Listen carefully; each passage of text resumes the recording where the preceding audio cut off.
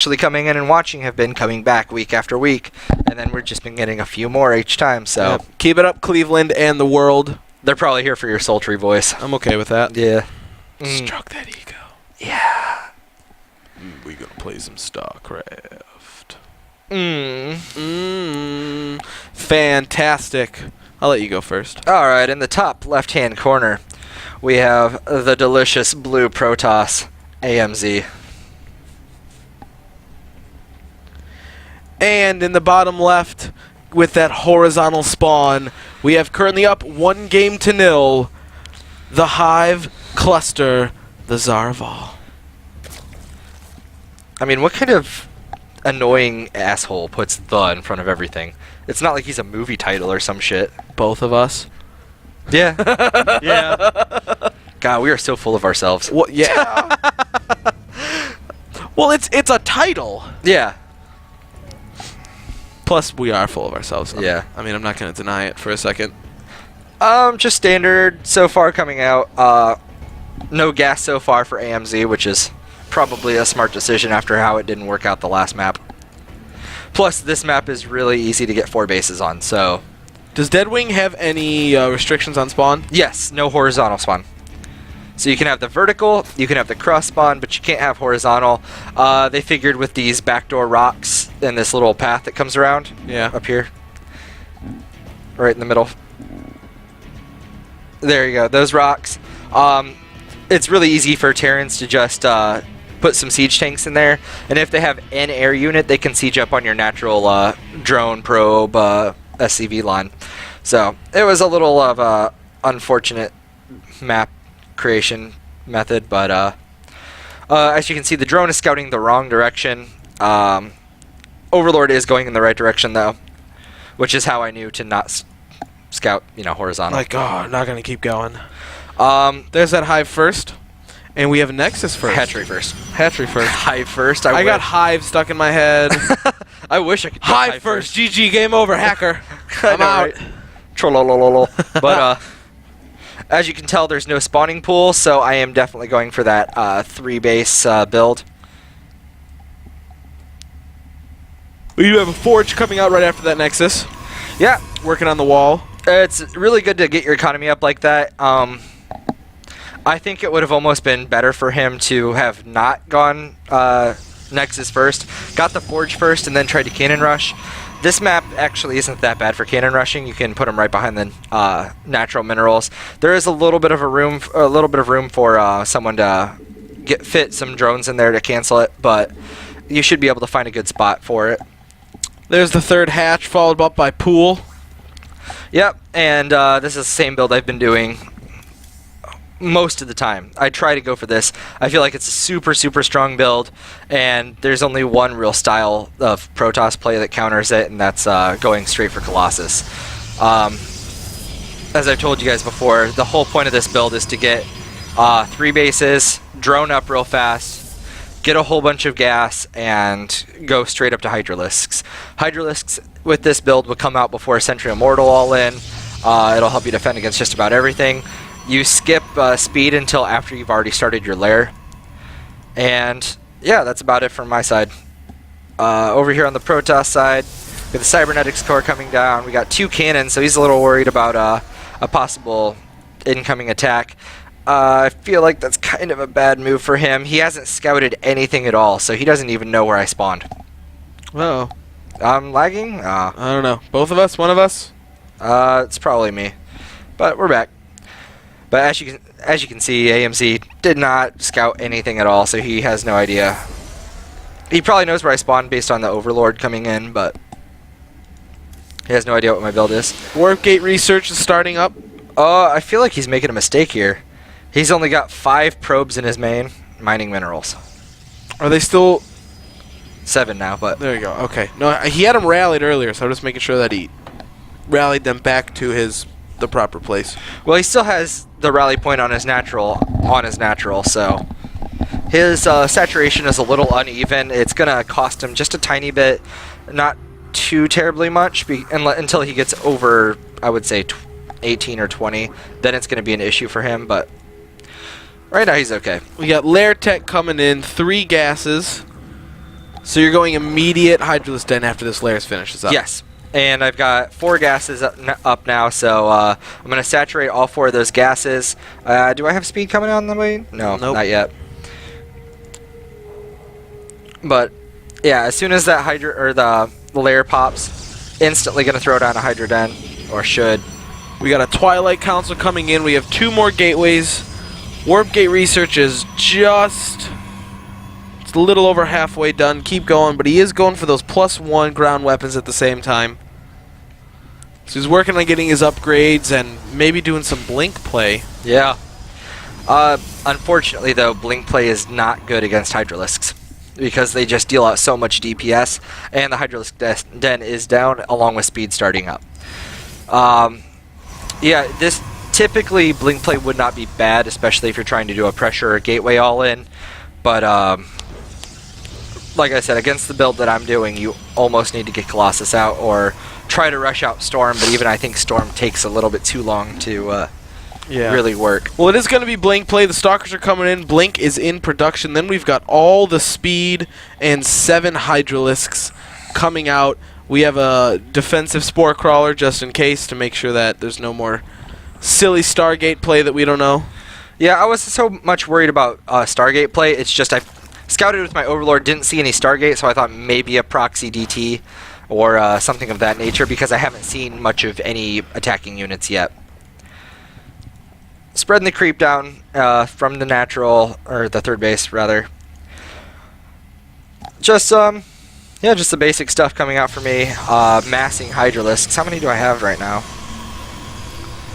I have 10 Hydralisks. 10 Hydralisks against 2 Sentries, 1 Stalker, and 1 Zealot. So he's going to have 7 gateways, and he's got a Robo facility coming down, going for the +2 weapon. Yeah, this timing's going to be off by a lot. He's actually got a lot of probes. It would be seems like he's going to go up to a 3rd base relatively soon. But in the meantime, this small force of Hydralisks is going to come sit up, get ready. We got some Zerglings coming up behind just to be safe. More Hydralisks coming in. Grooved Spines is also being researched at the moment. There we go. There's the Robo Bay coming down. Killing off the +2 is a huge move. Wow. And then a Hallucinated Colossus, which is a very smart play. I don't want to fight it. Unfortunately, I focused it down so fast. Wow, that thing melted. Yeah. If you can get your Hydralisks on top of a Colossus, they actually wreck, but it's a matter of getting on top of them is the issue because of the long range of the Colossus. He held that off very, very well. Still some really big damage coming out there, though. Stopping that +2 upgrade. Yeah. Getting another gateway, taking down the cannon. Yeah, definitely a lot of damage was done, but he did a good job of limiting how much damage there was. A little mistake for me, I'm on his 3rd base with my Overlord, but I'm not dropping creep. I should have been the whole time. It would really slow down him getting a 3rd base to catch back up. He's a little oversaturated with his probes, and, you know, it's okay if you're on 2 base, but if you try to get up to 3 bases and stuff, you really need to spread those out. More gateways and pylons and everything going down. The 1 warp gate does not have any power going to it. Focusing down a lot of these Stalkers. Some pretty good Blink Micro coming in. A few misclicks, but nothing too damaging. But these Hydralisks are just slowly starting to melt. Zealot's getting warped in right at the front of this. Exactly what he needs to hold this off. More Hydralisks coming up to defend. We have 14 more in production. Going for a 4th base.